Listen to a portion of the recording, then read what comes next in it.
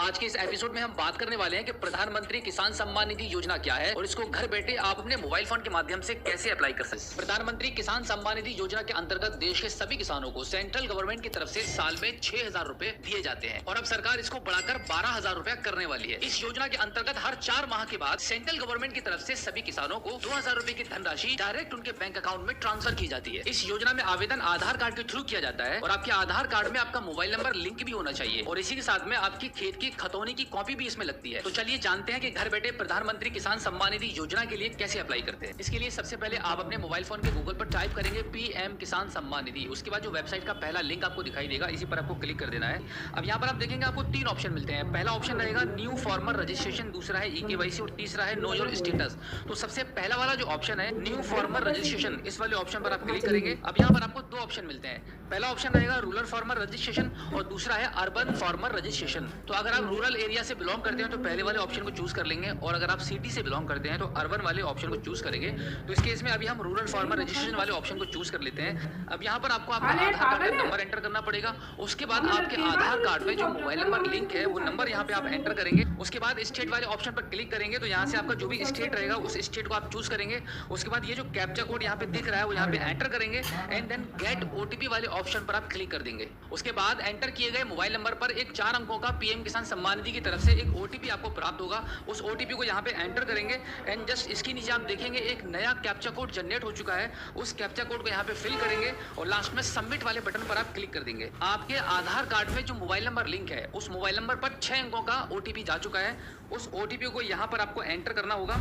OTP enter करने के बाद जहां पर आपने ओटीपी एंटर किया है उसके जस्ट ऊपर एक नया कैप्चा कोड जनरेट हुआ है।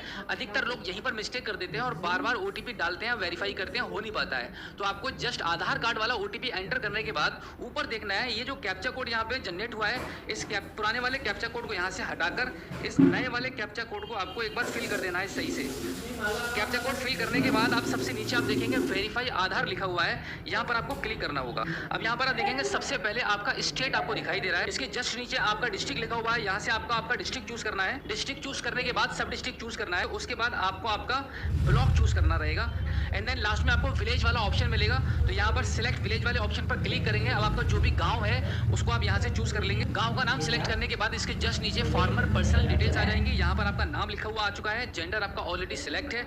अब यहाँ पर आपको कैटेगरी वाले ऑप्शन को चूज करना होगा। अब आपकी जो भी कैटेगरी रहेगी उसको आपको यहाँ से सिलेक्ट करना है एंड देन यहाँ पर फार्मर टाइप आपको चूज करना है। फार्मर टाइप में ऑलवेज आपको 2 ऑप्शन मिलते हैं, पहला रहेगा स्मॉल और दूसरा रहता है अदर।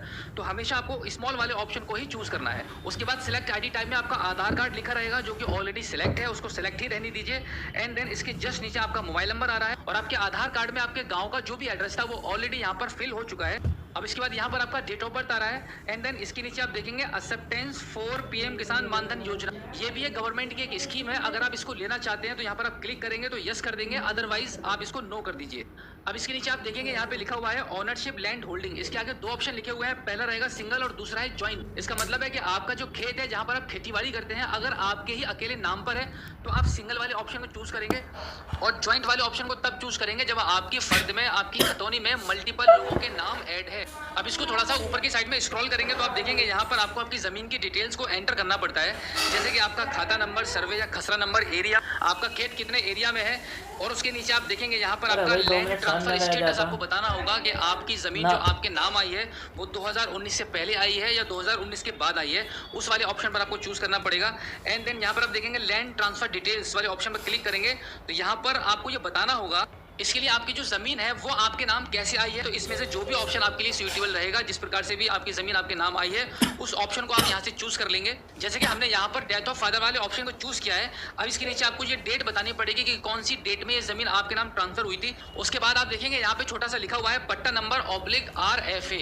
यहाँ पे आपको 2 ऑप्शन मिलते हैं, यस और नो को। यहाँ पे नो वाले ऑप्शन पर ऑलरेडी टिक है तो आप नो वाले ऑप्शन पर ही रहने दीजिए एंड देन जस्ट इसके नीचे देखेंगे आइडेंटिफाई ऑफ प्रीवियस ओनर, यानी कि इससे आपके नाम पर यह जमीन आने से पहले जिस व्यक्ति के नाम पर यह जमीन थी उसका आधार नंबर यहाँ पर आपको देना पड़ेगा एंड देन ऐड वाले ऑप्शन पर आप क्लिक कर देंगे। जैसे ही आप ऐड वाले ऑप्शन पर क्लिक करेंगे तो आपके जो खेत की जो डिटेल्स है वो यहाँ पे दर्ज हो जाएगी। उसके बाद सबसे नीचे आप देखेंगे यहाँ पर अपलोड सपोर्टिंग डॉक्यूमेंट्स लिखा हुआ है, यानी कि अब यहाँ पर आपको आपके खेत की फर्द यानी कि जो खतौनी है वो यहाँ पर आपको अपलोड करनी पड़ेगी। अब आपकी खतौनी को अपलोड करने से पहले यहाँ पर एक पॉइंट की बात मैं आपको ये बता दूं, जो अधिकतर लोग गलती करते हैं आपको कभी नहीं करनी है। अगर आप वो गलती करते हैं तो आपका फॉर्म ब्लॉक लेवल से ही रिजेक्ट होता रहेगा। अब आप ये समझ लीजिए कि आपको गलती क्या नहीं करनी है कि आपकी जो खतौनी है वो आपकी तहसील से जाकर आपको निकलवानी है, जिस पर आपकी तहसील की मोहर भी लगी होनी चाहिए। उस खतौनी को आपके मोबाइल से ही स्कैन करके उसको पीडीएफ में कन्वर्ट कर लेंगे और आपकी पीडीएफ का साइज 200 केबी से अधिक नहीं होना चाहिए। फाइल को अपलोड करने के बाद जस्ट आप सेव वाले बटन पर क्लिक कर देंगे। अब आपको लगभग 15 दिन तक का वेट करना पड़ेगा, क्योंकि आपके पीएम किसान सम्मान निधि एप्लीकेशन को 3 लेवल से अप्रूवल मिलता है, ब्लॉक लेवल, डिस्ट्रिक्ट लेवल और स्टेट लेवल। उसके बाद आपका पीएम किसान सम्मान निधि का बेनिफिशियरी क्रिएट कर दिया जाता है और जब भी अगली किस्त आएगी तो उस टाइम आपको बेनिफिट मिलना शुरू हो जाएगा। अगर आपका अभी भी कोई सवाल है तो इस एपिसोड के एंड में आप हमें फीडबैक के माध्यम से बता सकते हैं।